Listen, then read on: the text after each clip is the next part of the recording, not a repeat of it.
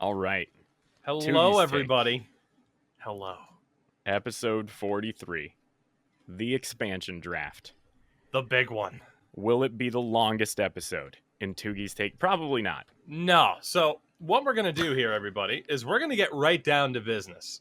No Defeat frills, those Huns. all thrills, meat and potatoes, no warmies, no viewer questions. We will still say right off the top that this podcast is brought to you by our friends at manscaped.com. Of course, make sure to use code Tougie at checkout for 20% off your order and free worldwide shipping. Not only, of course, can you get the ultra smooth package, the Lawnmower 4.0, the pinnacle of performance when it comes to male grooming, you can get so much more. You can get one of these sweet shirts that we rock on every episode, at least that I rock on every episode, and so much more. Again, manscaped.com, use code Tougie.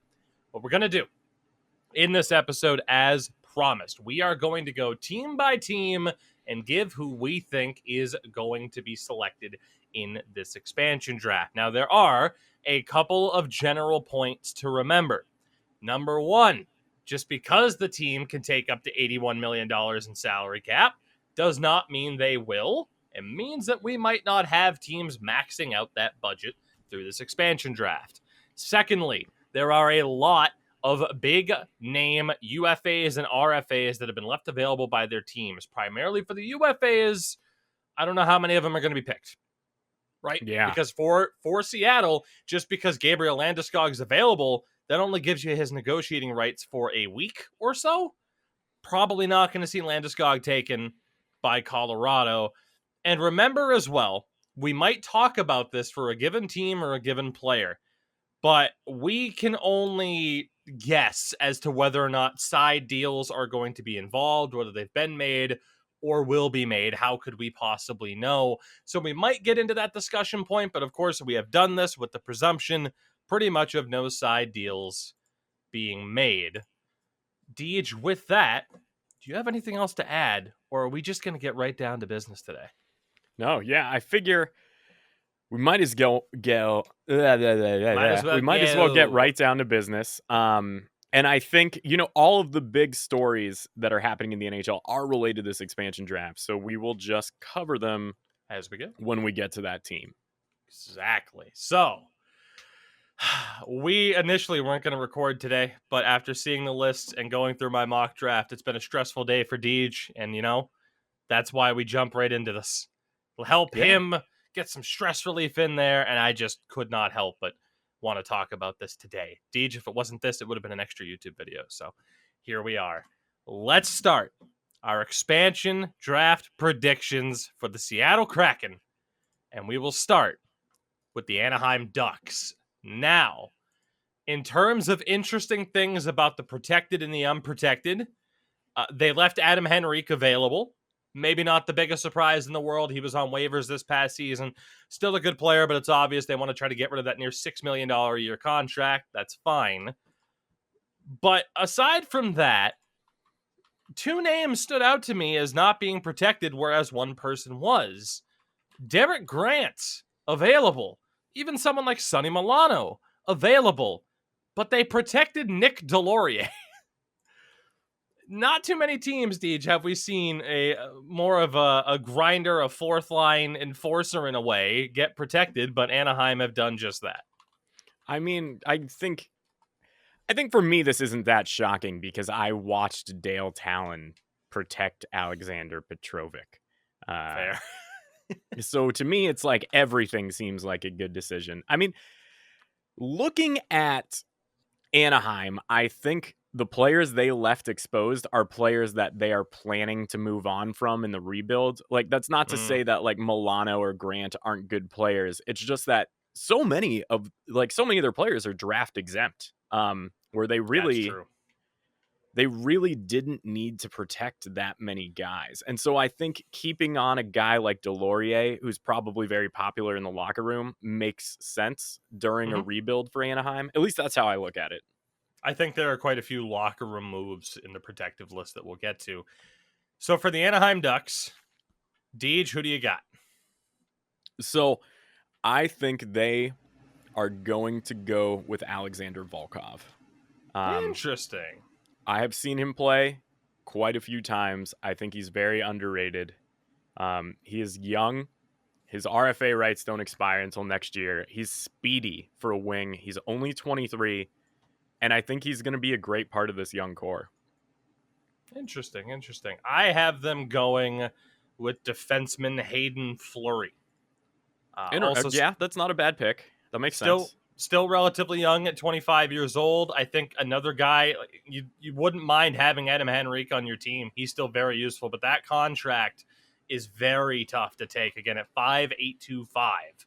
Doesn't expire until after the 2024 season. And I think as we're going to see, and I think as a lot of people will see, if you've gone through your own expansion draft through Cap Friendly or whatever, I think you find out fairly quickly how fast that cap disappears. Because it does. You sit there and look at the marquee players, and then all of a sudden you're like, oh my God, I have no cap space left. And I think, go ahead. I think that's why neither of us picked Kevin Shattenkirk here. Yes, for sure. I mean, he's making 3.9 for the next 2 years, I believe, but you're going to want to spend that money wisely elsewhere, I think, rather than paying almost $4 million for Kevin Shattenkirk. So aside from Adam Henrique, I will note that Hayden Fleury makes 1.3 next season. If they wanted to shave off a little bit more cap, my backup would have been Josh Mahora, who is 23 and an RFA right now, but ended up going with Hayden Fleury for the pick. Right on. We'll move on to the Arizona Coyotes, and there were absolutely, and I will say at the end of this, Deej and I will kind of give an outlook of what our rosters will be. I'll try to have a graphic up on the YouTube side of things. For the Arizona Coyotes, though, in terms of who they protected, no surprises whatsoever. The big news for them, and we'll talk about these trades as we come to the teams, is that yesterday, or on Saturday, they acquired Andrew Ladd, a 2021 second-round pick, a conditional 2022 second-round pick, which is guaranteed to be theirs. They have already gotten 2 second-round picks out of the deal. That conditional 2022 second is just them receiving the better of the 2 second-rounders the Islanders can give up at this point in time. And then there's a conditional third in 2023 that the Coyotes get if Andrew Ladd plays just 1 game that season. So expect Andrew Ladd to be around for a while, because there is no reason, if he hasn't retired, to not have him suit up for 1 game to get a free third-round pick. And this was in for future considerations, which, I mean, my God, what a deal. Like, I get that this does not help the thought process of the Coyotes being viewed as a contract dumping ground again, especially, Deej, when we talked about in the last episode, the idea of them having a pretty strict internal cap. But that Andrew Ladd deal was a no-brainer.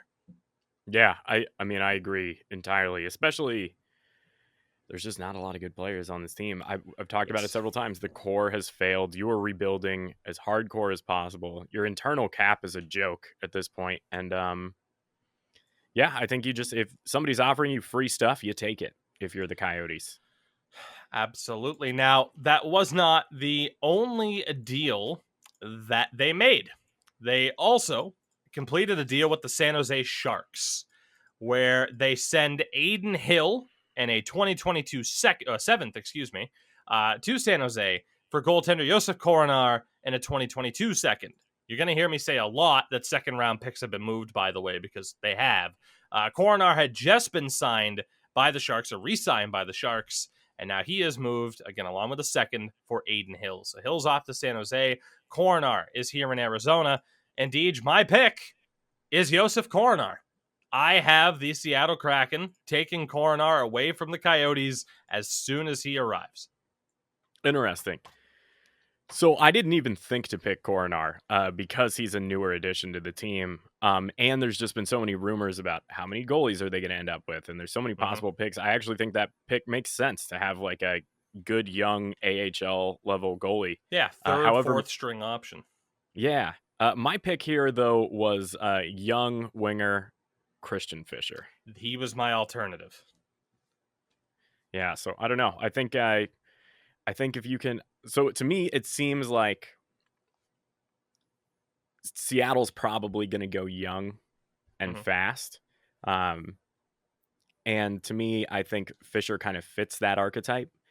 But we'll see. I think for most of these, I'm assuming that there's going to be some backroom deals, especially a team that seems very wheelie and dealy lately, like the Arizona Coyotes.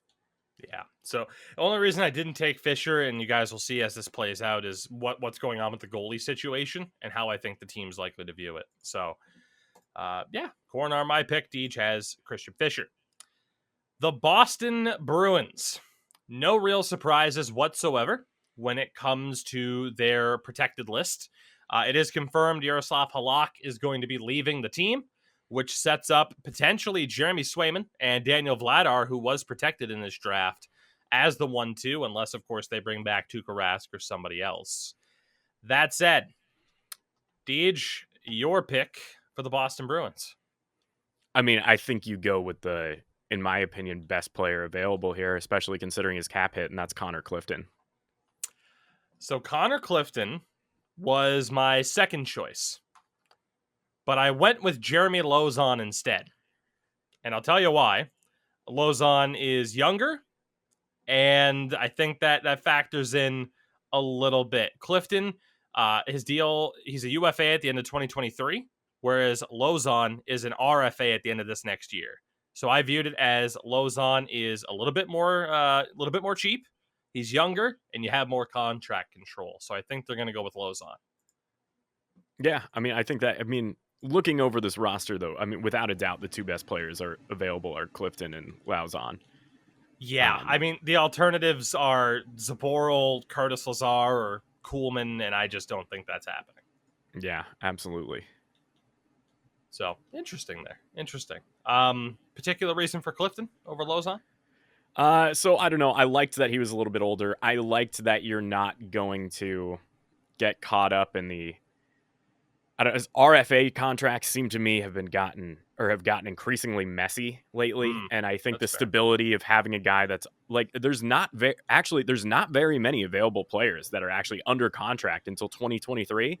And so I went with Clifton for the stability of, okay, here's $1 million for the next 2 years. Like, that makes sense to me, where the last thing you want is your whole roster coming up next year. Because it's weird. A lot of these available guys, they're not available for a while. So that's interesting. Yeah.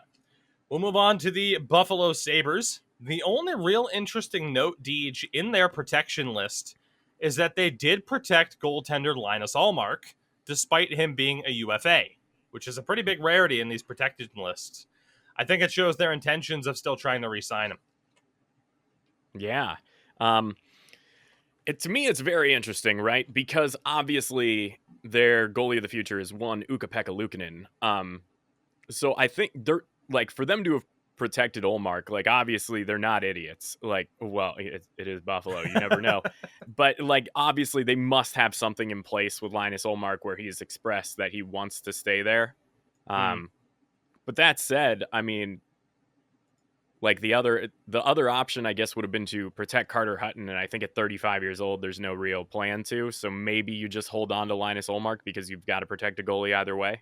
I mean, yeah, your other goalie probably would have been Tokarski that you ended up protecting, which, no big deal there. So for your pick then from the Sabres, I'm intrigued, but I'm going to go first on this one because I have a feeling we are definitely going to disagree here. I went with defenseman William Borgen. Interesting. And the thought process, yes. So the thought process behind that is, number one, most players on the Sabres you don't want.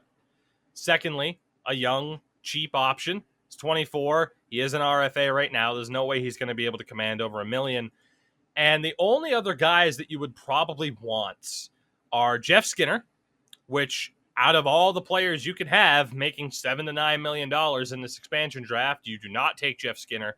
And then there's Colin Miller on defense, making almost $4 million this upcoming season. And I decided to use my cap elsewhere than $4 million worth of Colin Miller. Okay, so I made an interesting decision here because I didn't pick any of those guys. I picked Cody Eakin, only because he has been through the expansion process before. And I think that might lead to some stability in relocating, like somebody that's been a part of this, where he was selected by Vegas. I don't know. That was my reasoning behind it. I definitely understand the Colin Miller pickup. but I don't know. I think you pick Eakin for, I guess I would call it a locker room reason, but also he's not that bad of a player. I think you could do way worse. There's also the Shroud of Buffalo, though. I mean, he had an awful year. Well, but that's why I went with the youngest player available in Borgen at 24 years old. It's just because he has the least amount of Buffalo in him. The least amount of Buffalo in He's him. been exposed to it the least. You got time to fix him. Okay, I follow your logic. All right, let's move on then. Controversial one here. The Calgary Flames, who did, in fact, after a lot of debate, leave captain Mark Giordano unprotected in this draft. Deej, who do you have for the Calgary Flames? So for me, it kind of came down to two players. Mm-hmm. And the more I thought about it, it just makes sense for them to take Giordano here. You're going to need the leadership. If your team sucks, you'll probably be able to get a first for him at the end of next year at the trade deadline. Even though he comes with 6.7, he is still a good defenseman. So then the other option I had, and this is significantly less likely because he's a UFA, I was thinking maybe Josh Levo just for the size, because in my initial pass through, I did not pick a lot of like grindy guys. So I considered Milan Lucic. Talk about a veteran, still decent. I considered Mark Giordano, but 1 year left on his deal, 37 years old at 6'7", I couldn't do it. He was too pricey for me. Instead, I have them going for defenseman Oliver Sheelington. I think, again, another RFA, another younger defenseman, and that might end up being a theme of my picks here, is that you get some younger guys and keep whoever proves to be the best out of the bunch. But a big part of it is absolutely the cap, in that I just don't think taking Lucic or even Giordano, no matter how good or bad Gio might still be at this point, you have to be so careful with the cap. And I just don't think Gio's worth the risk at this point. So I went younger and cheap. Yeah, I mean, that makes sense. The other guy I was considering actually was Tyler Parsons, the goaltender, because he's 23 as well. Yeah. And also an very RFA. Good. So from Calgary, no matter what, it was going to be a pretty young, cheap option for me. Right on. Carolina's next. And they're another interesting team to look at. For two reasons, really, in my opinion. Nino Niederreiter was left exposed, whereas Jesper Fast was protected. Perhaps not surprising due to injuries for Niederreiter, but Nino is fantastic when he's healthy.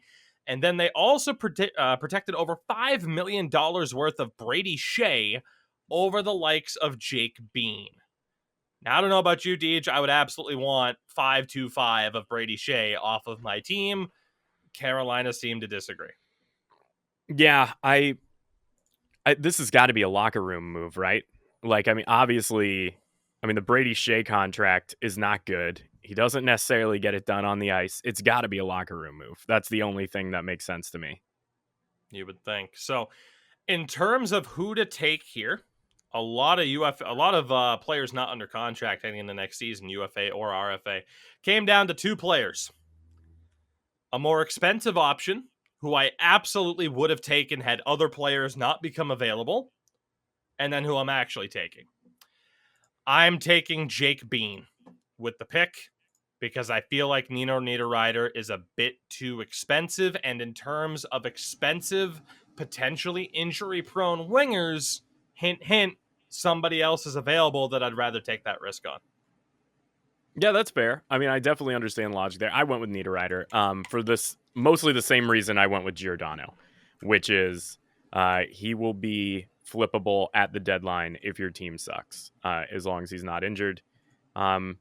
And, you're going to need a wing that can play top-line minutes night in and night out, and there are not a lot of 25-minute wingers available in this draft. Despite me being rather cautious early on, I still think I managed to snag a few. Yeah.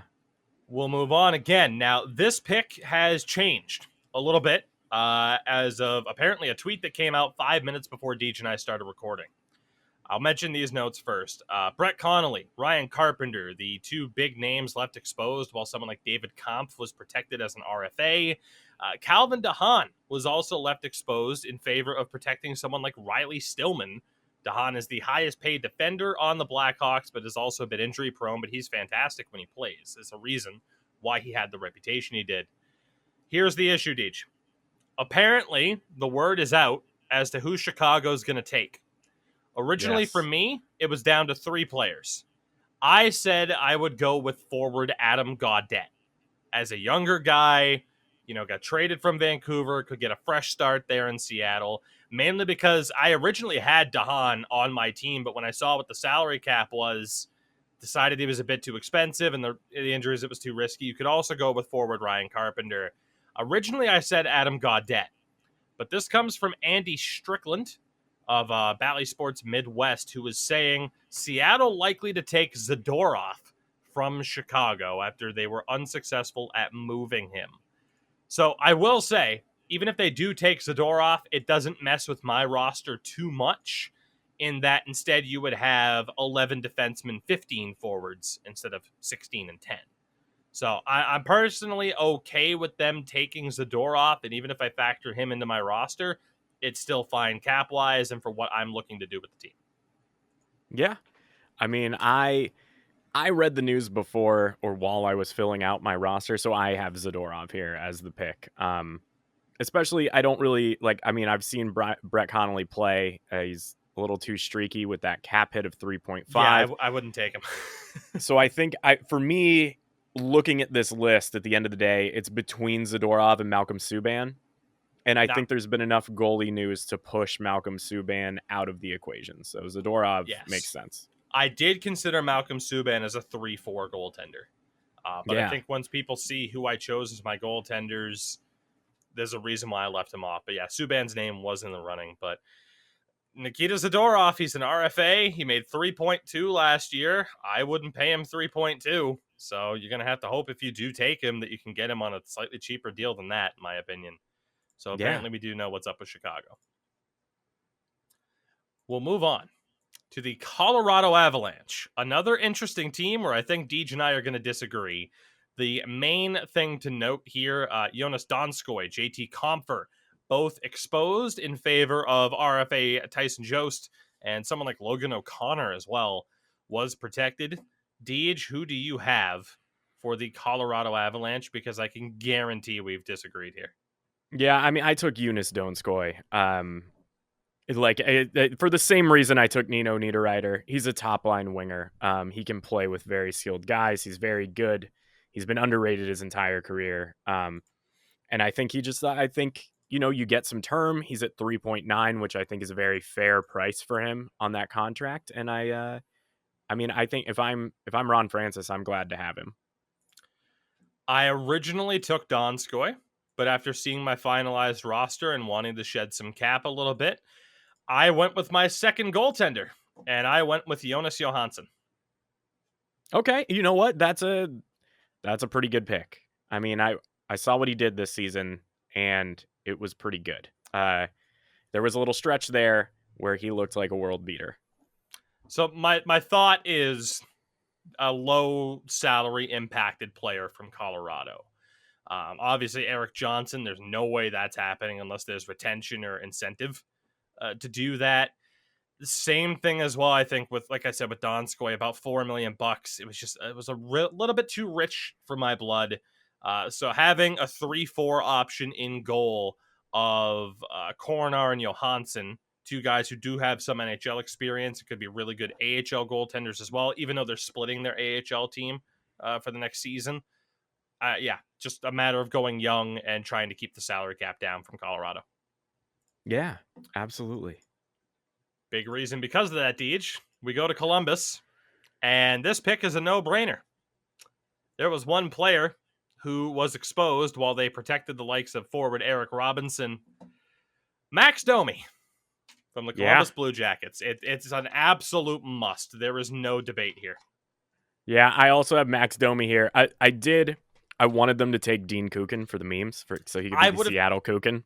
but that's the only other argument you can make. Like Dean Max Domi's Kukin, obvious. Kevin Stenlund, even as a somewhat young guy who could still do something, I wouldn't have been opposed to those players had it not been Max Domi. If we were talking like, Eric Robinson or Dean Kukin, yeah, it's a good chance you go with Dean Kukin, but you simply cannot pass on Max Domi. Yeah, no, absolutely.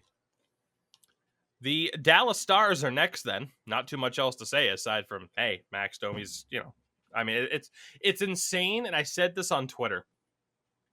And I might have changed my opinion on this already. The idea of, I don't know if Montreal has won the Josh Anderson Max Domi trade, but Montreal certainly can't lose it at this point. Yeah. And I say that because, they didn't win a cup, but they did make it to the cup final. Obviously, the concern for that contract is still that Josh Anderson in the playoffs proved to be an incredibly streaky player. When he is on, he's a world beater. When he's not, it's not that he's invisible, it's that he's a negative influence on the ice. Those are statistics, everybody. I don't care what your eyes say. That's fact. That said, with Josh Anderson, if he can be at his best, who knows where he helps lead Montreal. The concern, obviously, is how long that contract is. Whereas for Columbus, you are already going to lose Max Domi. So Montreal can't lose the trade. It's win or, hey, we still did pretty good versus Columbus, who have outright lost that trade. Yeah, no, I agree completely. That, and then we've seen Domi play like a number one center. We've seen him not play that way, but it seems like anytime Domi, like he's streaky, right? So I think he's 100% worth the risk, if you can even call it a risk. The Dallas Stars are next. No surprise with their protection list at all. The big news for them was that Miro Heiskanen got a big boy deal, $845 over the next 8 years, paying him to become the player that it looks like he is going to become. And I don't hate the deal, although it does mean that Cale Makar and Charlie McAvoy are both getting $10 million a season, which scares me a little bit. Yeah, absolutely. That sets the market. Much like we've seen with cornerbacks in the NFL recently, where they are all getting gigantic pay raises. I think we just saw that happen with Miro Heiskanen and the Dallas Stars. And thank God Ekblad's under contract for the end of time.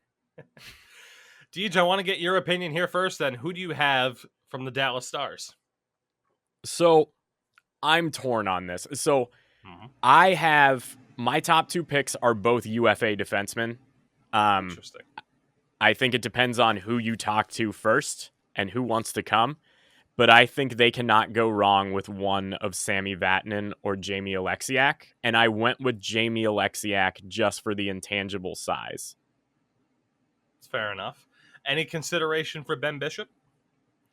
So I thought about it, and I think it'd be a good pick. I think for we were talking about this at the end of last episode. For Ben Bishop to be exposed here without any obvious reason, there must be something going on with the way he is recovering from this. That's the only reason you expose Ben Bishop, in my opinion, at least. No, I agree. Because, at under $5 million for the next 2 years, you would have to think that if he was healing up properly, you'd want to keep that 1-2 punch with Khudobin. But absolutely. So what I had done, because I knew Ben Bishop was there, is when making my mock draft, I went through and essentially got the list of every goalie available and who the alternative would be on each team. And once I saw other goalies that were available, had certain other goaltenders not been available, I think Ben Bishop would have been my pick. But because others are, I couldn't do it. And from there, because Cogliano, Alexiak, Vatanen are UFAs, and the guys that are signed, like Como and Sekera, aren't anything special, I went very cheap. And it was between two guys. It was between Nick Camano and defenseman Ben Gleason. I ended up going with Camano to help out my forward defense balance there, but solely just to keep the cap down, take a 22-year-old forward who played some NHL games this season. Again, focus on spending that cap elsewhere. Yeah, that makes sense. Also, Adam Masherin was in consideration, but I decided not to. Yeah, I also briefly considered him, but I don't know. There's something that's not adding up with the Masherin situation. We go to Detroit next. Couple of interesting notes here. Vlad Nemesnikov was exposed in favor of RFAs Adam Ernie, Giovanni Smith, Michael Rasmussen, maybe the latter two, not that surprising. Gustav Lindstrom was protected on defense rather than Troy Stetcher, who is still signed, and then RFAs Christian Juice and Dennis Cholowski are available. Thomas Greiss was protected, which maybe isn't that surprising. He's the only NHL caliber goalie under contract for them next season so far. And then, of course, they're also fresh off the back of acquiring Nick Leddy from the New York Islanders in exchange for a second-round pick this year and Richard Panik, in which the Red Wings retained 50%. So, Deej, to me, this move is horrible. You retain almost $1.4 million on Richard Panik in a deal where the Islanders were desperate to free up cap space. And you'd think it would be the Islanders who would have to retain or give up the pick in the deal, and they didn't. Not saying Nick Leddy isn't a serviceable player still, but I do not agree with giving up a second-round pick to get a player like Nick Leddy when I think you could have found someone just like him in free agency. Now, the second-round pick, it was for this year, right? Yes. This upcoming draft? Yeah. So, to me, I think a second-round pick in this draft is not worth a lot. I think there's so little information that it's basically a fourth in any other year. And I think Nick Leddy is very good. And I'm going to go a step further where I think that what I would speculate on is probably something that Steve Yzerman knows for a fact. And that is Nick Leddy will pair very well with Moritz Seider. Could be. I mean, again, I just have a hard time viewing it as a major win. You're definitely right in that teams aren't valuing draft picks. That's very evident. I said earlier, you're going to see a lot of second-round picks moved. I mean, the Islanders didn't have a first or second in this year's draft anymore. So, I mean, this helps them out a lot. Islanders have $12 million in cap space now, so more than enough money to handle re-signing Anthony Beauvillier and Adam Pelech, Ilya Sorokin as well. So, I mean, the Islanders make out like bandits in this. For Detroit, I guess it's a wait and see. But I just... like having Nick Leddy next to Moritz Seider, if that is the case, I mean, it helps Moritz Seider, but this team isn't a playoff team anytime soon. So that's where it's tough to see giving up a second round pick is worth it. Yeah, no, that makes sense. So that said, who do you have for the Detroit Red Wings? So for the Detroit Red Wings, again, and you know, as I go through this, it seems like I may be overvaluing top six wingers, but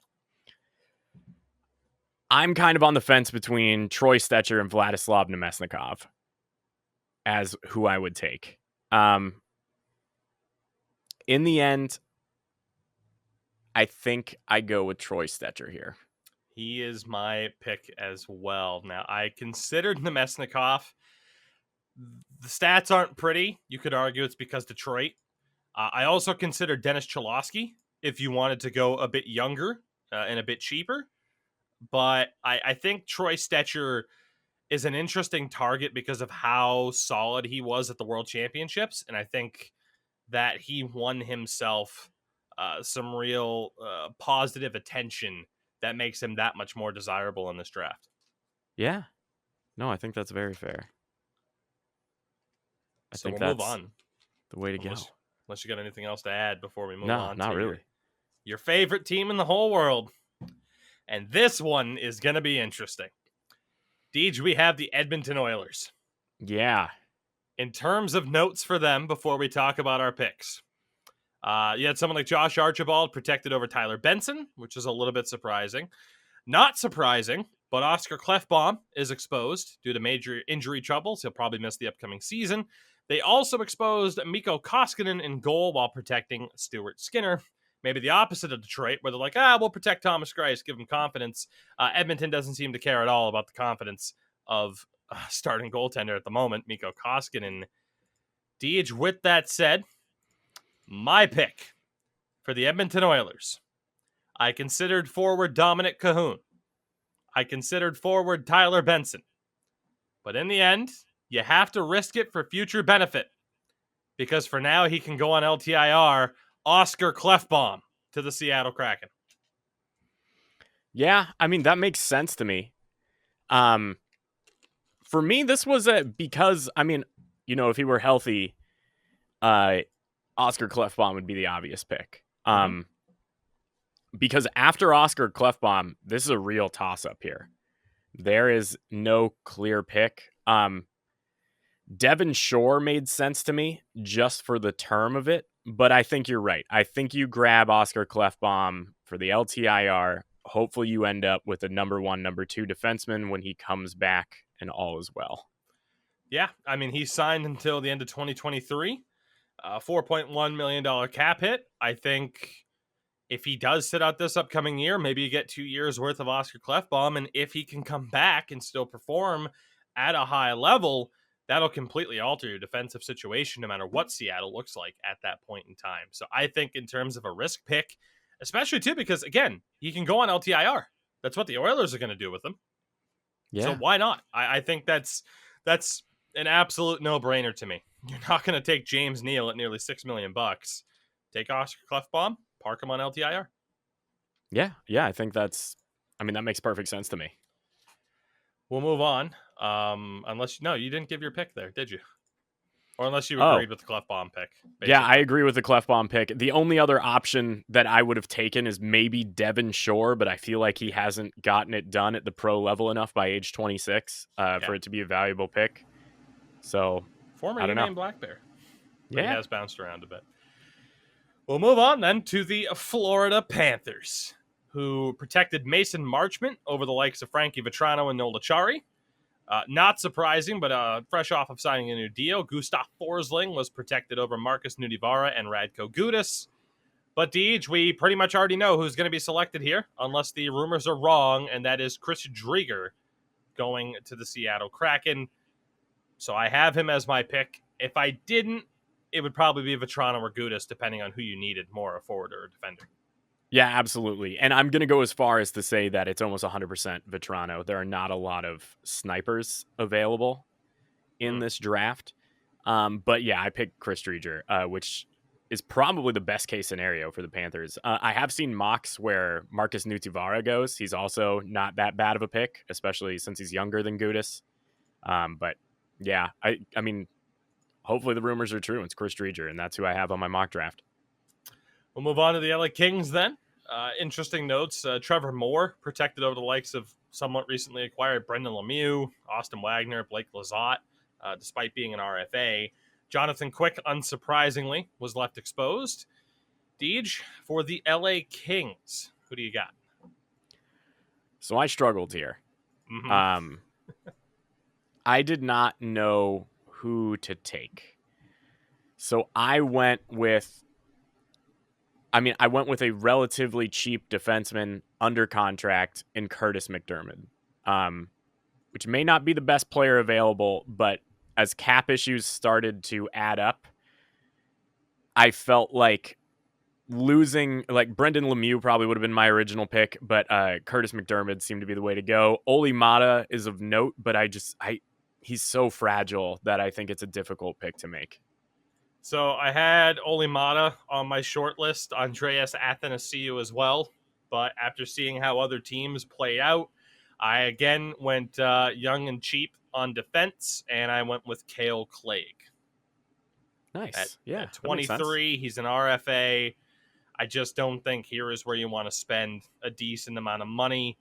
And again, for some of these younger guys, it's, you at least have the opportunity to still be able to kind of form them into what you want them to be. Yeah, no, that makes sense. All right, then. Minnesota. This is an interesting one because it pairs very well with the next team. For the Minnesota Wild, no surprises in terms of who was protected and who wasn't.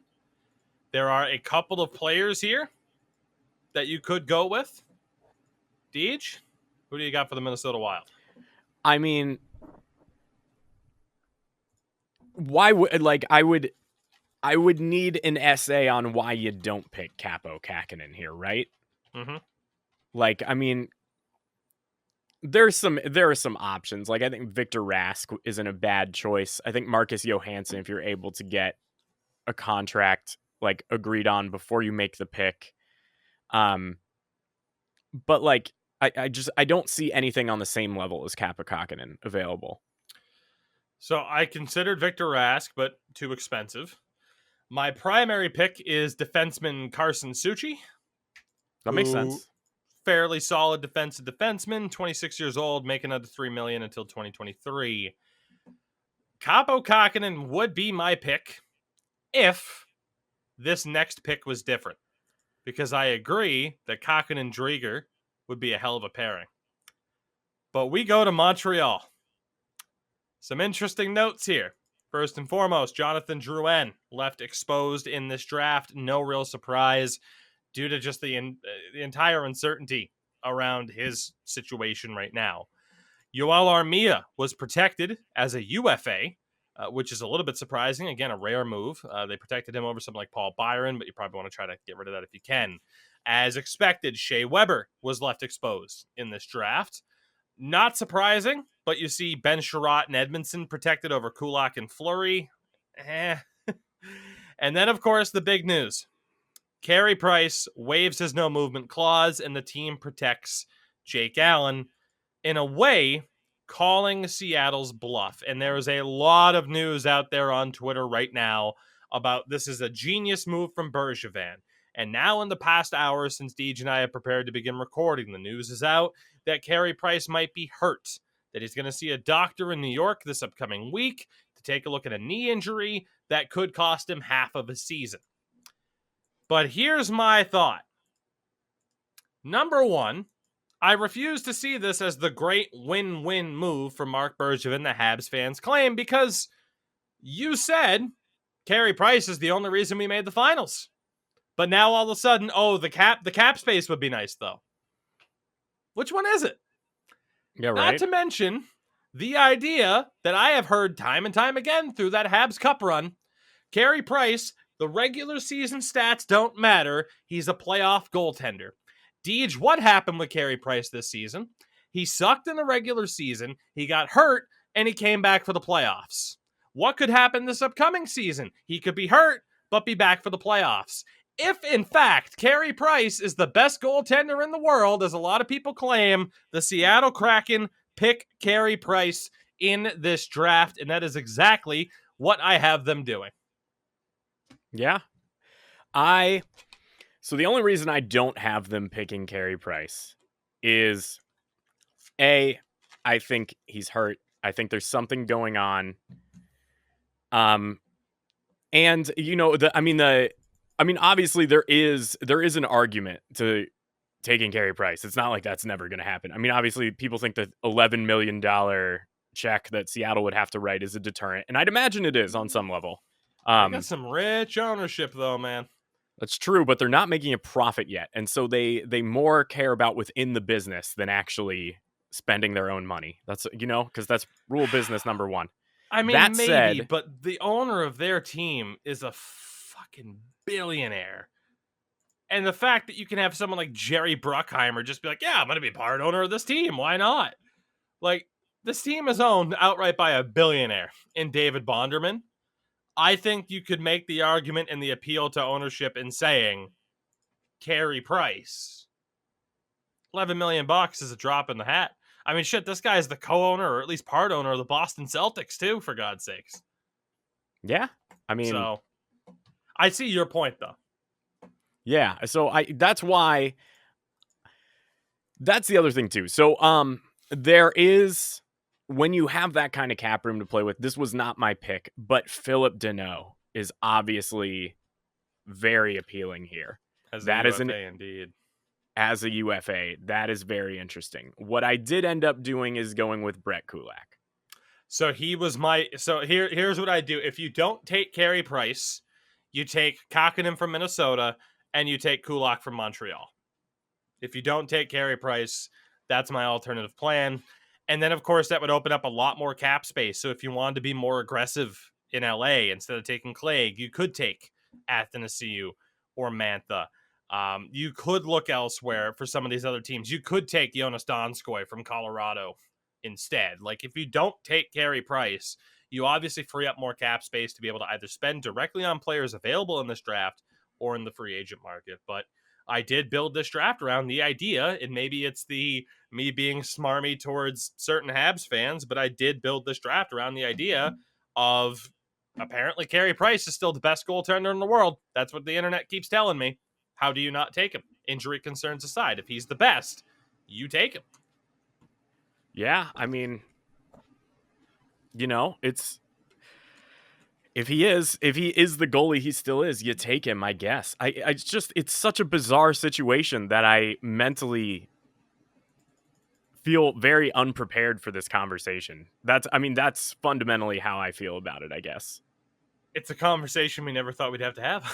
Yeah, no, without a doubt. And what's even weirder is, like, I feel like it's not difficult to replace Jake Allen. It's not like he's on a killer contract. He's a good goaltender, but there's plenty of good goaltenders that you can get for a similar amount of money. That's what's weird to me. Yeah. I mean, Jake Allen was really good for them last year. I mean, flat out, Jake Allen, I say really good. The funny thing is, Jake Allen only posted a 907 in terms of save percentage. And the argument is still out there that Jake Allen is the reason why they made the playoffs when he posted a 907. So I don't know. It's a really weird situation. And maybe it is me being difficult about the whole Carey Price debate that'll never die. But that's what I got. So with me taking Price, Deej taking Brett Kulak, we'll move on to the Nashville Predators, who have a very interesting situation here, Deej, because that they do. We have some interesting players available, and they are the first team to protect 5 defenders. So, unsurprisingly, Matt Duchene and Ryan Johansson, both available. Colton Scissons as well, despite the fact that he signed a deal until 2026. The team also protected forward Tanner Jeannot over Scissons, Rocco Grimaldi, Calle Yarncrook, Nick Cousins, Yakov Trenin, and others. Deej, who is your pick for the Nashville Predators? So I have a pretty interesting pick. I wanted to pick up a utility guy, and some would say the most valued utility guy in the entire NHL, and that's Colton Scissons. Interesting. Obviously, there is a risk there because of the length of his contract. I mean, he was like the only 8-year contract in the history of the NHL that was for under $3 million. Like, the whole thing is fascinating. But I think Colton Scissons, he gives you some sort of utility. He is the type of player that you need in your middle/bottom 6. And he's going to get it done. And his contract's light enough that if for some reason it doesn't work out at some point during the next 5 years, that is not a difficult contract to get rid of. Fair enough. I had the same thought as well, especially too in terms of trying to keep it cheap. And, these two guys pretty close. Obviously, the big difference is that term, but I was also thinking from a speed factor, and I guess the reputation that this particular player happens to have, or at least has had at times, I went with Calle Yarncrook. Nice. Yeah, also not a bad pick. So really, anybody from their middle 6 is a good pick. Yeah, like defensively, like the best you could do was like Mark Borowiecki or Matt Benning. Like you're gonna. I mean, I don't know. Maybe you want Borowiecki for the physicality, I guess. But there were other defensemen certainly that I had my eye on, or other players that I had my eye on, and yeah, Calle Yarncrook topped that list for me. So, although that said, I am actually I'd be intrigued to know, like, what the numbers say about Borowiecki. But yeah, so Colton Scissons, Calle Yarncrook from Nashville, similar train of thought for Deej and I there. I'm intrigued though by New Jersey because again, there's no chance in hell that we agree. They left Andreas Johansson exposed in favor of protecting younger forward Yanni Kuokkanen. They also left PK Subban and Will Butcher exposed in the draft. Deej, who do you take from New Jersey? So it's interesting here. There are 3, like, PK Subban and Will Butcher is initially who I was thinking between, but Ryan Murray is also very, very good. He has come a long way from who he was. And even as a UFA, it's almost worth acquiring his rights, but I have talked a lot about jersey sales. And so this is where I delegated most of my cap hit to PK Subban. So initially I tried to do the same. For the same reason we talked about in the last show, the idea of get PK Subban on your roster because of what he can mean for that organization and just the person that he is. But once I got down to the final version of my initial draft, it was simply too much. $9 million even for one season is too much. And I think there are more free agents out there. And that's one of the main things I'll talk about once we're done going through the teams. Some of the free agents that are out there that Seattle could go for if they keep cap space, I think are better suited for you than getting PK Subban. The personality can only make up for that contract so much. So I avoided Subban. I avoided Butcher. I avoided Janssen. Again, I went young and cheap. I took forward Marian Studnik. All right. 22-year-old RFA. Just get a young guy and see what happens. Yeah. I don't know. I mean, like, that's the other thing, too, is in my team, I went right up to the cap. So maybe now that I'm thinking about UFAs, I change that pick to Will Butcher, now that you said something, just to get some cap room for UFA negotiations after this is all over. Yeah, I mean, again, that was, for me, when I got there at the end initially, and I saw how much cap space was taken up, I'm like, that's not how I would do things. So, obviously, in an expansion draft, you just want to say, oh, take the best player available. But we live in a cap league, a cap world, so can't do as much. So, yeah, Marian Studnik for me. Will Butcher for Deej. The New York Islanders are next.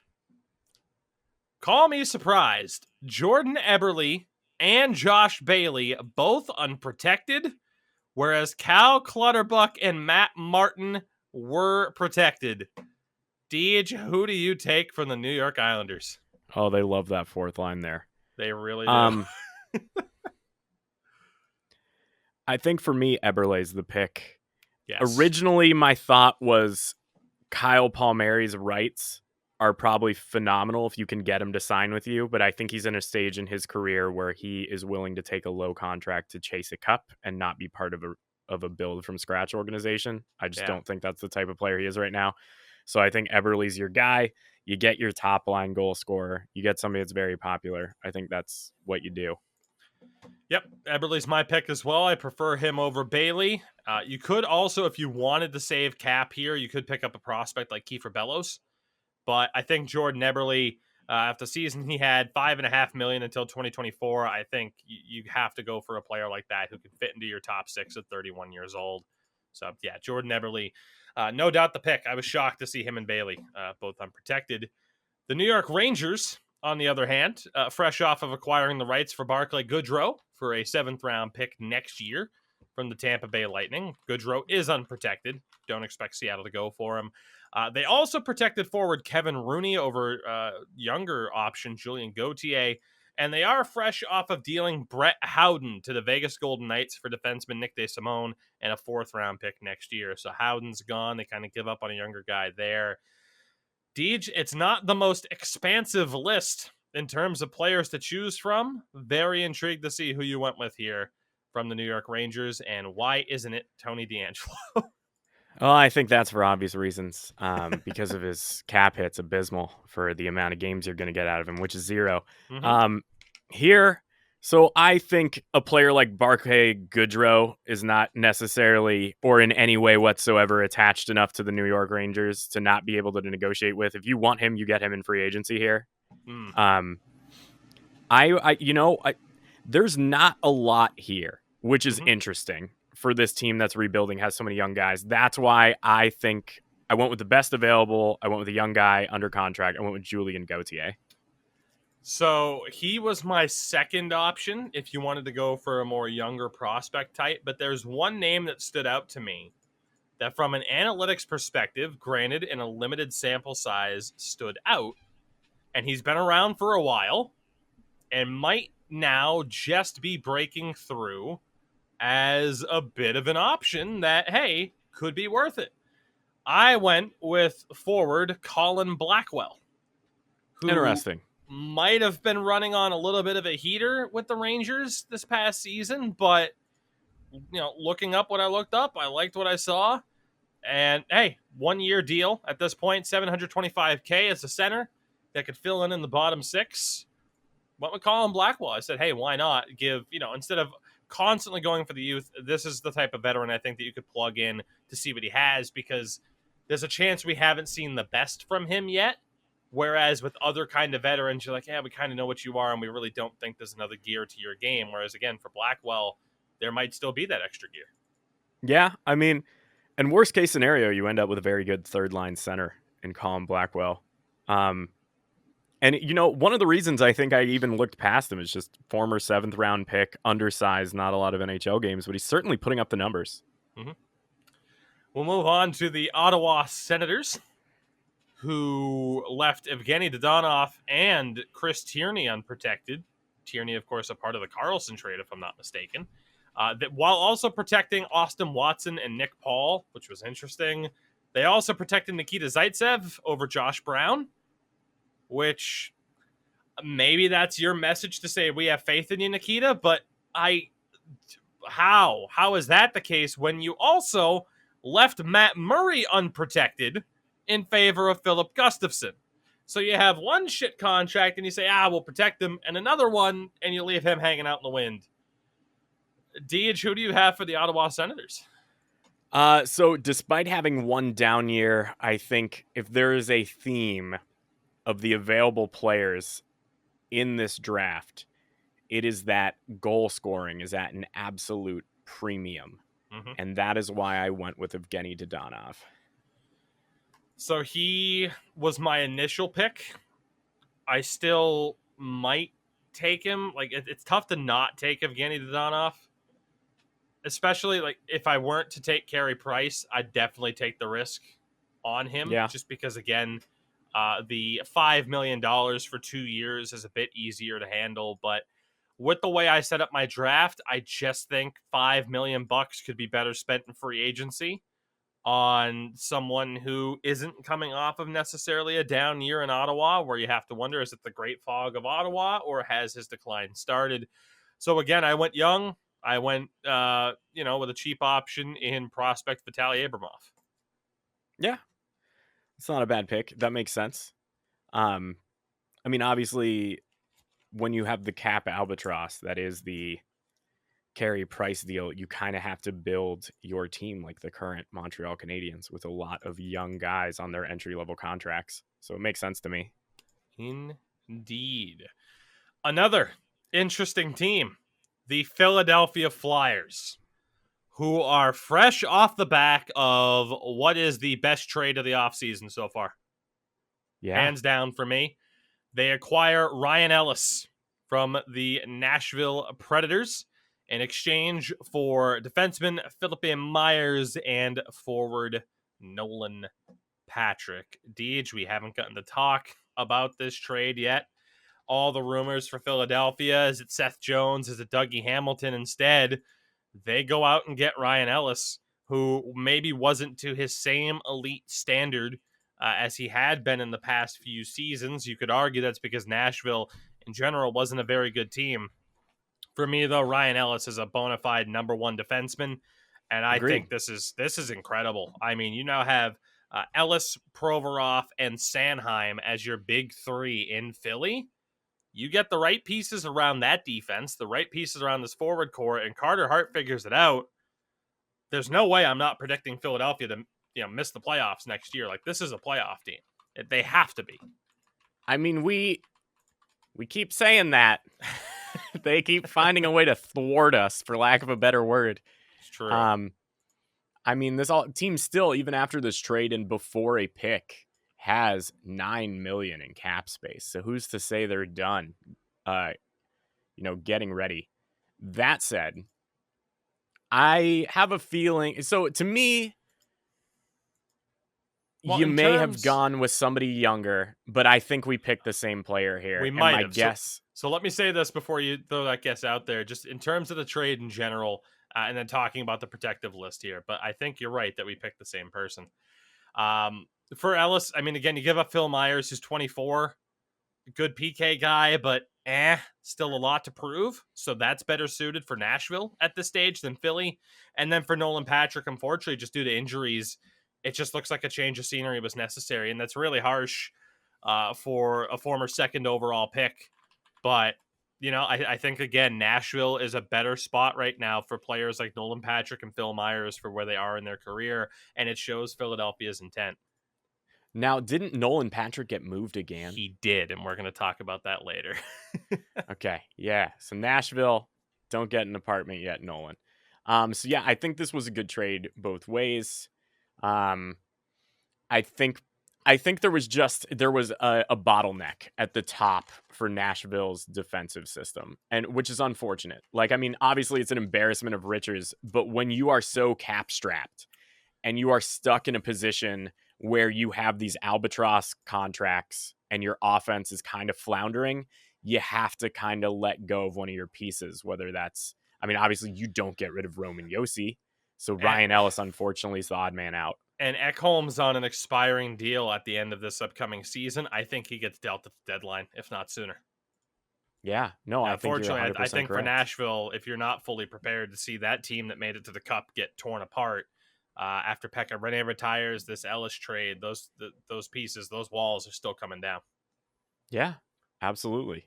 So, in terms of the protective list, then, so you can finally say what you thought, unless you had something else to add about the trade. No, nothing else to add. Voracek and JVR both left unprotected in favor of protecting Scott Lawton and Nick Aube-Kubel. Trying to shed some cap, it was a rumor that JVR would be protected. He was not. Deej, who do you have from the Philadelphia Flyers? I have Robert Haig. Please tell me you're joking. I mean, no, to me, I think that's what makes the most sense. I mean, and one of the reasons I have Robert Haig is because, I mean, I think JVR is very good. I think Jakub Voracek is amazing. I think Jakub Voracek is very, very good for this franchise. I just couldn't make him work salary-wise. I mean, maybe... That's fair. Maybe if I go around and I mess with, like, my Penguins pick, because the Penguins seem to have only offered players with, like, dog shit contracts. That seems to have, like, they only expose that. So maybe... I mean, I won't give away my pick, but I can make Jakub Voracek work. I think it makes sense. That was the 8.2 on top of the PK Subban 9. It put me in a weird position, and that's the only reason I went with Haig. Because I think if you're going to take one of JVR or Voracek, you take Voracek all day. Yeah, I mean, so yeah, for me, in terms of who to take, I considered it. I considered Voracek and thought for sure he was a must-take, but the more you look into that, and based off of who else was available, my opinion changed. I also considered Shane Gostisbehere, but went in other directions defensively with the money. I did go with James Van Riemsdyk. He was one of the few that I didn't expect to be available, and instead of spending money on Donskoy and somebody else, I decided to spend that money towards James Van Riemsdyk. Interesting. So playing around, I was able to fit in Voracek. I will say that is now my pick after playing around with this tool. It does cut into my free agency money. See, that's the big thing for this, is how much money do you leave for free agency? Yeah. Yeah, So, this is a really awkward expansion draft, and I don't think until you really sit down and do one, I don't think it's really all that apparent how bad it is. Yeah, and Philly's a tough team. I mean, again, you think Voracek, JVR, Gostisbehere, like, oh yeah, you take one of those three, but maybe not. Maybe you do actually go with someone like a Robert Haig to be like, well, shit, at least he's somewhat useful, and I don't have to spend a crap load of money on him. You know what? All right, so now that I've switched over to Voracek in my little builder or whatever, I actually like my roster a lot. Now, I have a bona fide top line, which I'll get into later. But okay, this version of Seattle does not have a lot of UFA money, but obviously not all these players end up making the roster. Things get shuffled around. But yes, okay, so I have a bona fide top line now. I'm cool with that. Okay, so DH going with Voracek. I go with JVR. We'll move on to Pittsburgh. Also, some surprising moves. Jason Zucker, Brandon Tanf, both unprotected. Jeff Carter, Teddy Bluger were protected. They also elected to keep Mike Matheson safe while not protecting Marcus Pettersson. And Tristan Jarry was protected after all, where there was doubts as to whether or not he would be. Deej, your choice from the Pittsburgh Penguins. I don't even think this may have been the best decision for me. Originally, I really wanted to take Jason Zucker. I feel like he's been underrated since he left Minnesota. Like, Pittsburgh obviously thought very highly of him, and he never just really lived up to what he could have been. But for cap reasons and fitting things in and getting everything to work out, because I wanted to leave at least $5 million open at the end of my cap hit for negotiations at the end, obviously including the Clefbaum LTIR. I went with Chad Ruedel.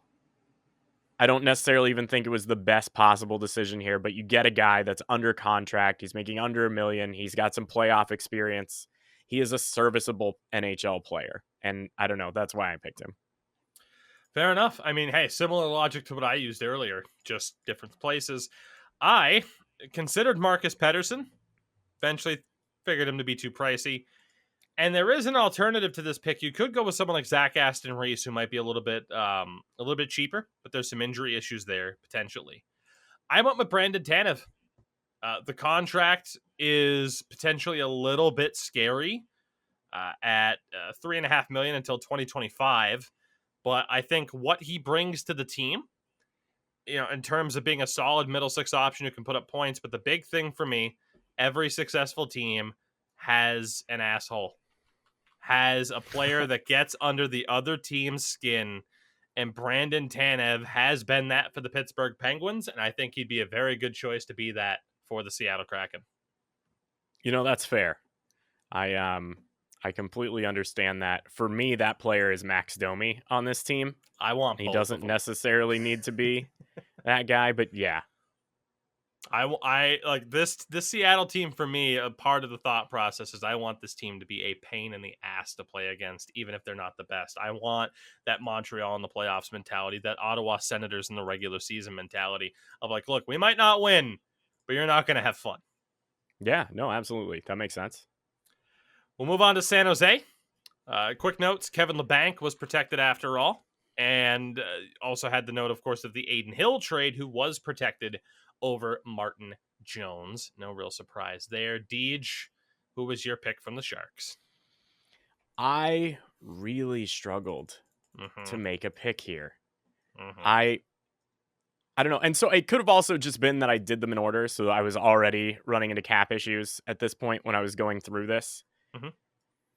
And to me, it is very awkward that San Jose re-signs Matt Nieto and then leaves him exposed.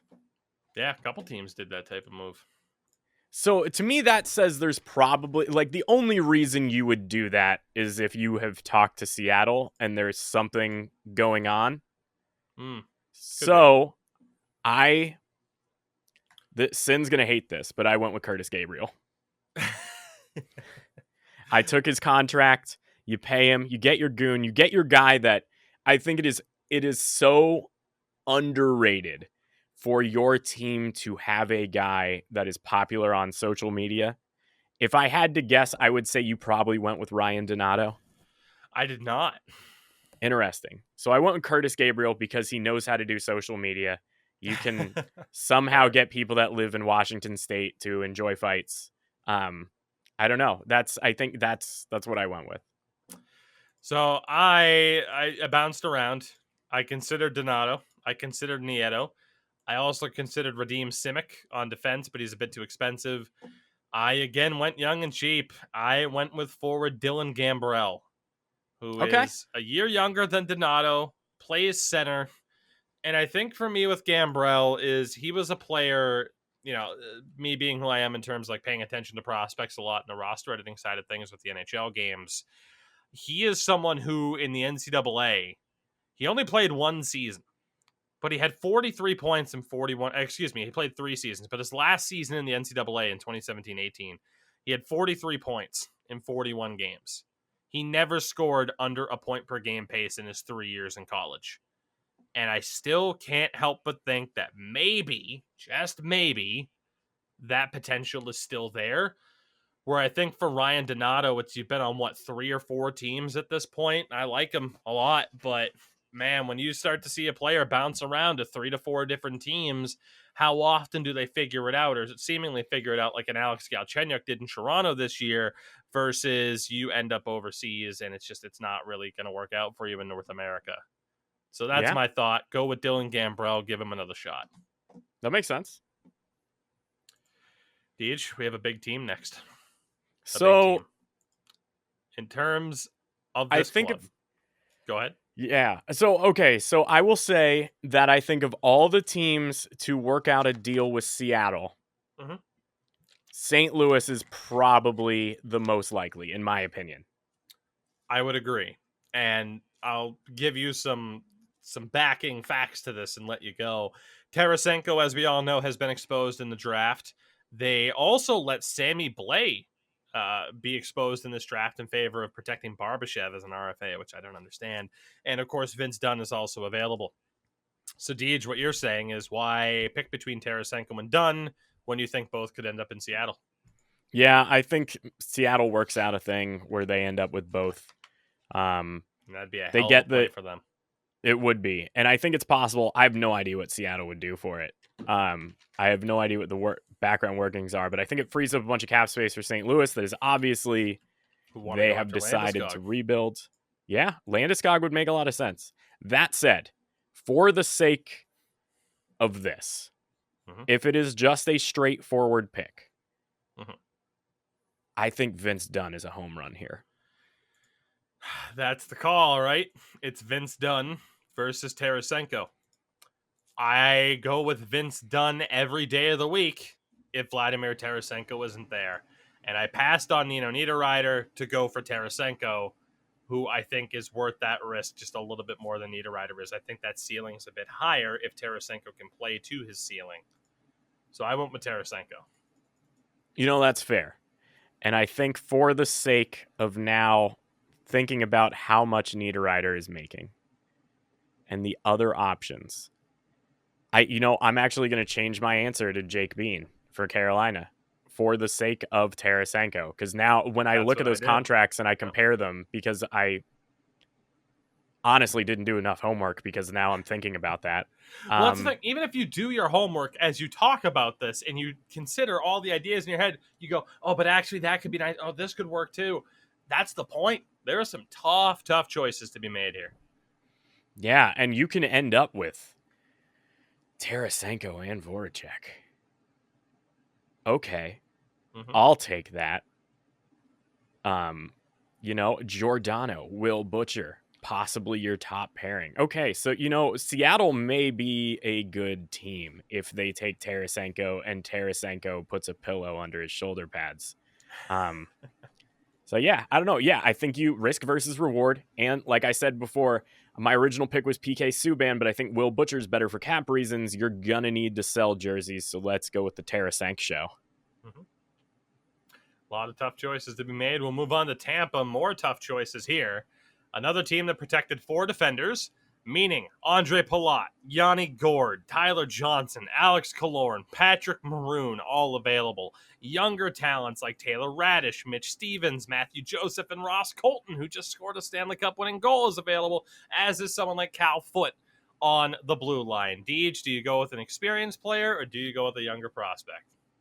Okay, so let me start this out by saying I was able to narrow this down to 2 players. And I think it depends on what Ron Francis's mentality is going to be for the rest of the roster. So a lot of people, I see them automatically say you go with Palat or Gourde. In my opinion, Gourde is a better player. He can play center. He gets it done. He would be a number 1 center on most NHL teams. Not every NHL team, but I'd say at least half of them. So I went with Yanni Gourde. However, I think if there is same cap headroom, Ross Colton is a significantly better. I think he's a little overrated right now just because of that game-winning goal, but I think he is a significantly better player than people thought he was going into the playoffs. But I take Yanni Gourde here, and Yanni Gourde becomes the number 1 center for the first lineup of the Seattle Kraken. I agree. Yanni Gourde is also my selection here. That's not to say I don't like Palat and Killorn. Something about Yanni Gourde, though, the metrics behind it. And, you look at the deals there too. I mean, Killorn making almost 4.5 till 2023. Palat's making 5.3 through this next season. Gord's under contract until 2025 at 5.1. So that's really what sold it for me. Yeah, and there just aren't any number one centers in this draft, like in this expansion draft. You know what I mean? Or like guys that could play number one center.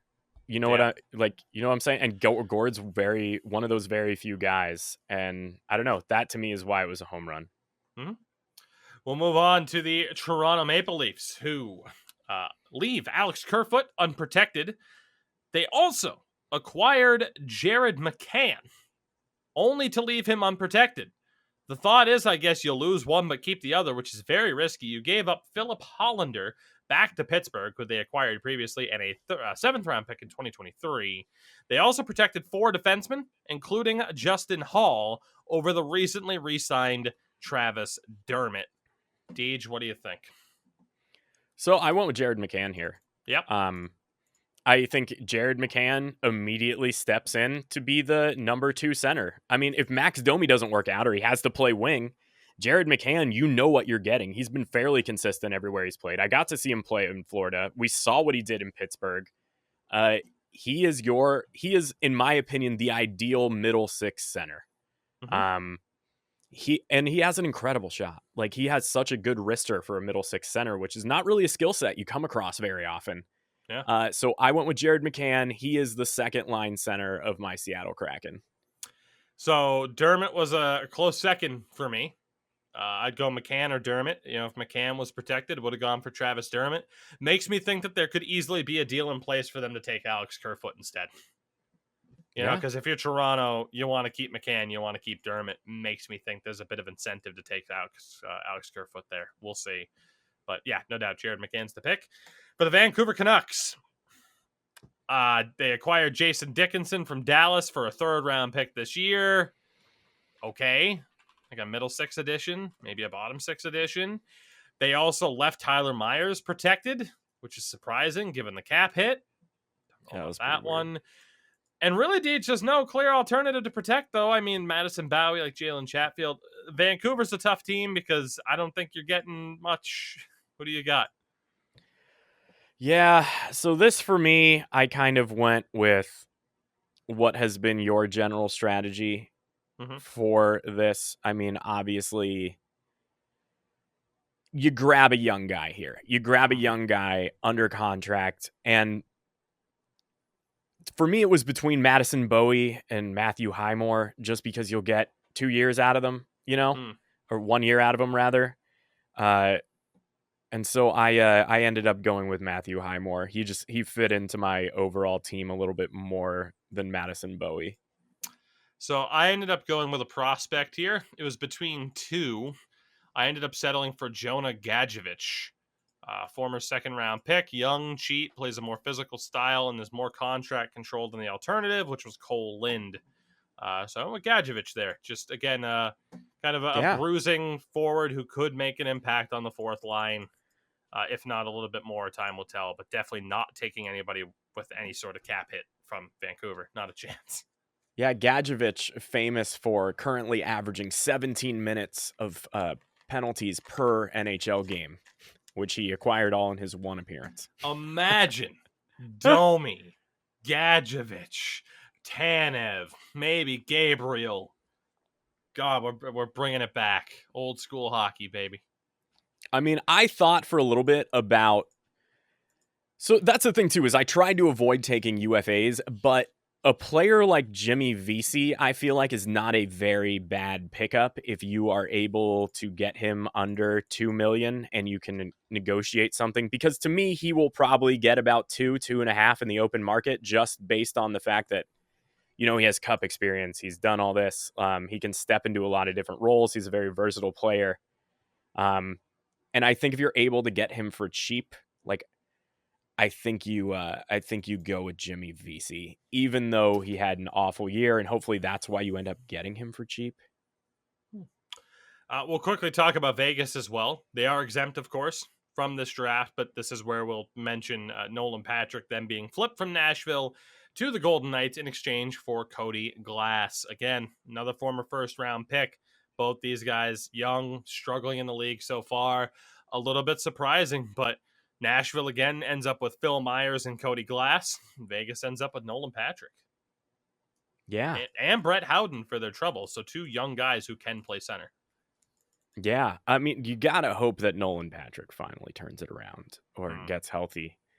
Maybe Vegas is the place to do it. A fresh start, nothing or unlike any place he has ever lived at this point. And, good for him. It's weird to see Vegas come out of this whole process with something, Yeah. I mean, people were as if people weren't mad enough, right? Yeah, right. And that brings us to the penultimate team of this list, the Washington Capitals. Unsurprisingly, Alex Ovechkin left exposed in this draft. They did protect Daniel Sprong over the likes of Carl Hagelin, Garnet Hathaway, Nick Dowd, Connor Sherry. They also protected defenseman Trevor Van Riemsdyk over Justin Schultz, Brendan Dillon, Nick Jensen, and Michael Kempney. Deej, who would you go for? So Connor Sherry to me is very tempting here, but I ended up getting my number 3 goalie in one Vitek Vanacek. That's fair. I have it written down that if I didn't take Price, I'd like my goaltending to be Drieger, Kakkonen, and Vanacek. Yeah, and that's exactly who I picked for my goalies was those 3. Yeah. Aside from that, I mean, Dillon and Jensen are both great. They were a bit too pricey for me, admittedly. I could change the pick to end up going with one of them, although now knowing that Nikita Zadorov's likely to go to Seattle, I don't know. I ended up going with Connor Sherry. Dirt cheap contract, and I think he's a hell of a lot better than the contract he's on. He's making $1.5 million for the next 2 years. I very much like that contract for Connor Sherry, so he was my pick. Yeah, I mean, so actually my notes for Jimmy Vesey and Connor Sherry were right next to each other. So that's who I meant earlier when I said a guy with cup experience that can lead your team. It's super cheap and versatile. Fair enough. And that's why I just think the opportunity to take who in my so to me, in order to pick Vitek Vanacek, I had to talk myself out of Connor Sherry instead of talking myself, like, you know what I mean? It was between those two. It was very tight for me. Mm-hmm.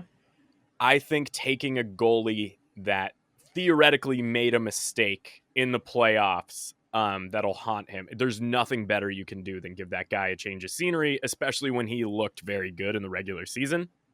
But Connor Sherry is so tempting that it's like a 51-49. I'm going to say of all the decisions I made, this was probably the hardest one, was between those two.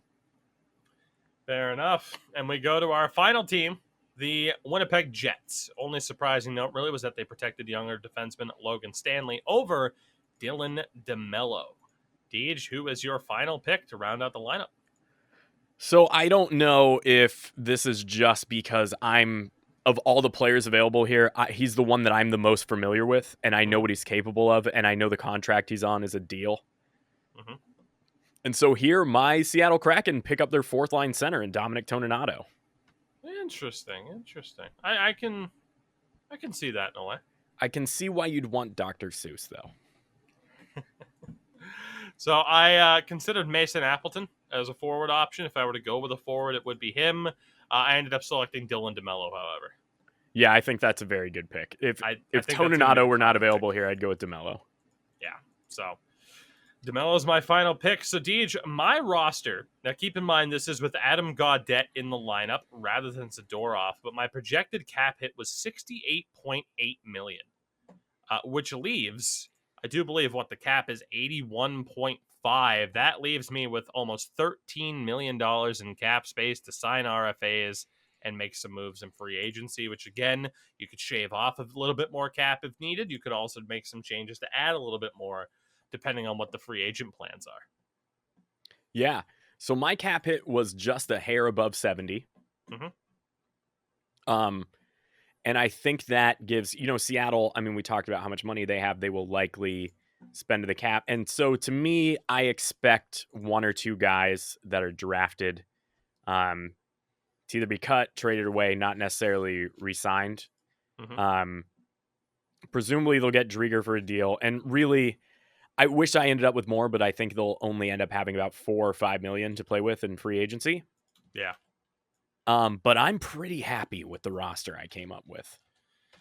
Same here. So, like, I look at my roster because, again, Oscar Clefbaum would end up on IR, but at forward, you can mix and match. But in theory, at forward, like my top line could be JVR, Domi, Tarasenko, which I like.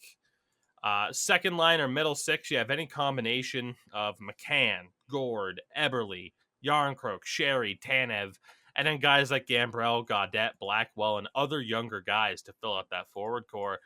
And not to mention free agency as well, or potential trades. So I'm pretty happy with that as a foundation for this team. I think you have that primary six, like I said, of JVR, Domi, Tarasenko, McCann, Gord, Eberle. I think that's a phenomenal foundation through an expansion draft. Yeah. I'm really happy with my forwards. It came out so much better than I ever thought it would. So top line, Voracek, Gord, Tarasenko. Second line, Domi, McCann, Dadonov. Third line of Eberle, Scissons, and Donskoy. And then you get to that fourth line where, you've got Volkov, you've got Christian Fischer, Julian Gauthier, Dominic Toninato, Curtis Gabriel. Like, you can build a very solid fourth line there. So I'm pretty happy with this.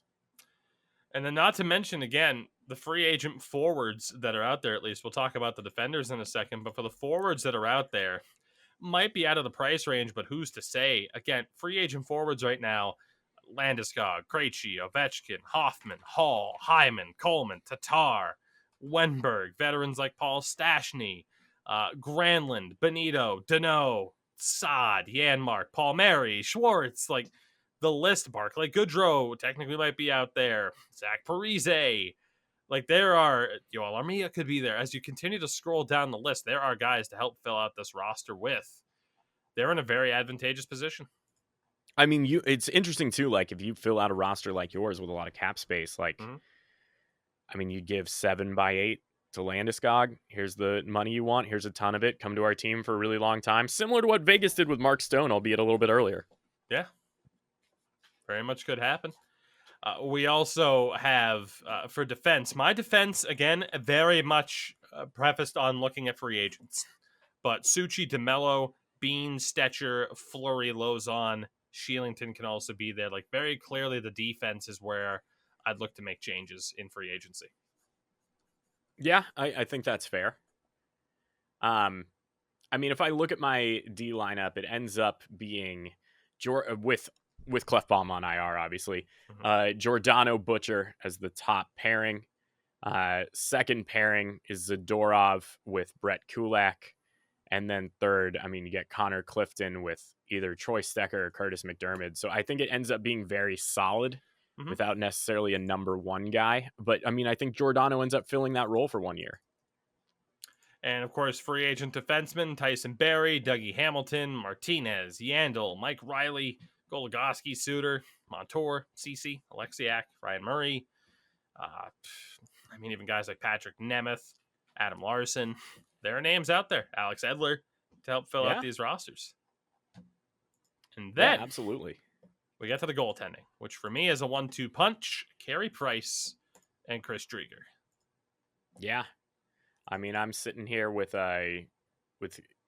Driedger as your starter, Kakinen as your backup and goalie of the future, and Vitek Vanacek in case Kakinen takes a step back.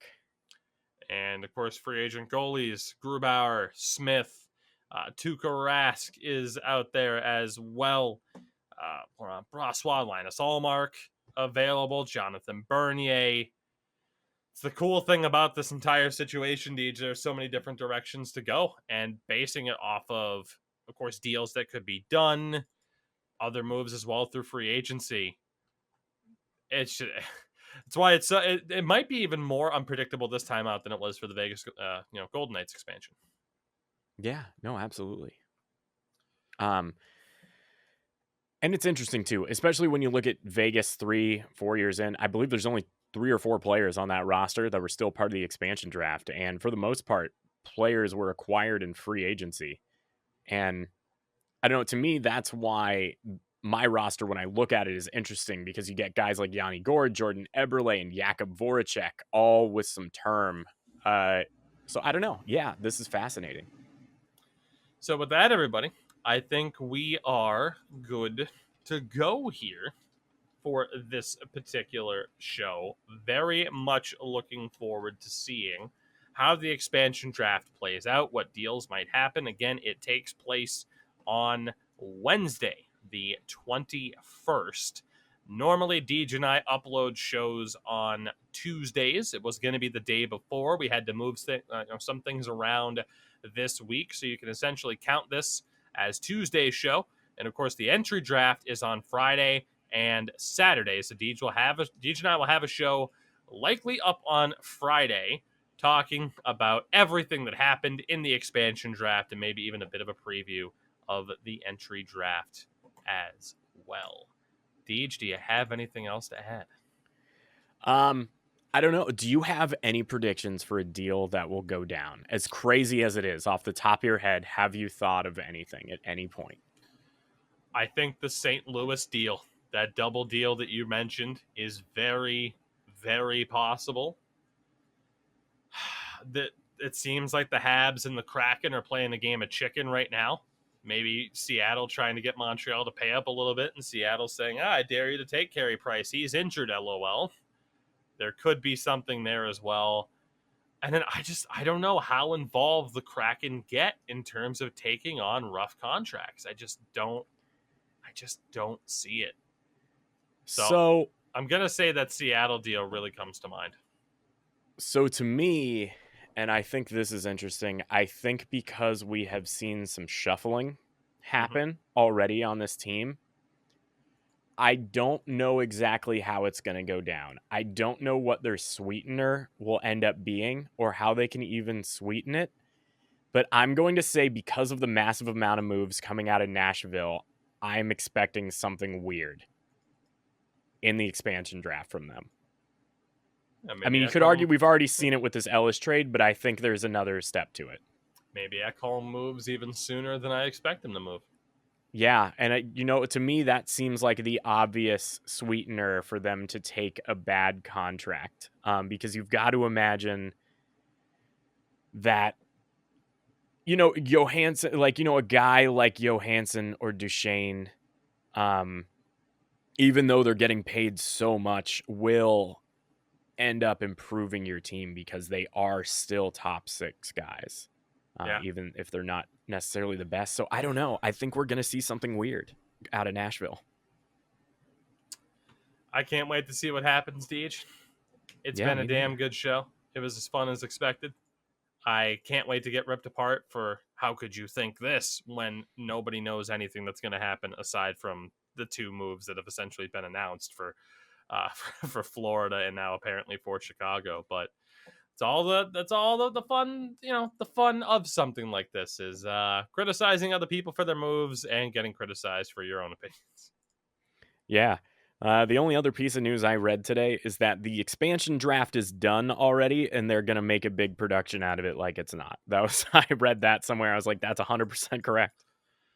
Yeah, so. I mean, that's pretty much what they did with the Vegas Golden Knights, right? And last but not least, oh boy, it's Pittsburgh.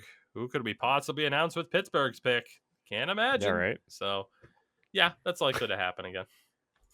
Right on. Well, Deej, it was a blast. What do you want to tell the people on the way out of here to wrap up this show? Well, I want to tell them that even though the NHL is expanding, that doesn't mean it might not be time for you to cut back with Manscaped. Home of the Lawnmower 4.0, the Weed Whacker, refined, the scent of the gods, the Nose Brosia, and the Ultra Smooth package. So use code Tougie, Tougie, for 20% off your order at manscaped.com. Manscaped, your balls will thank you. And I look forward to seeing who will be wearing the navy periwinkle in red. We'll just end it there. It's good. Yeah, periwinkle's great note to end it on.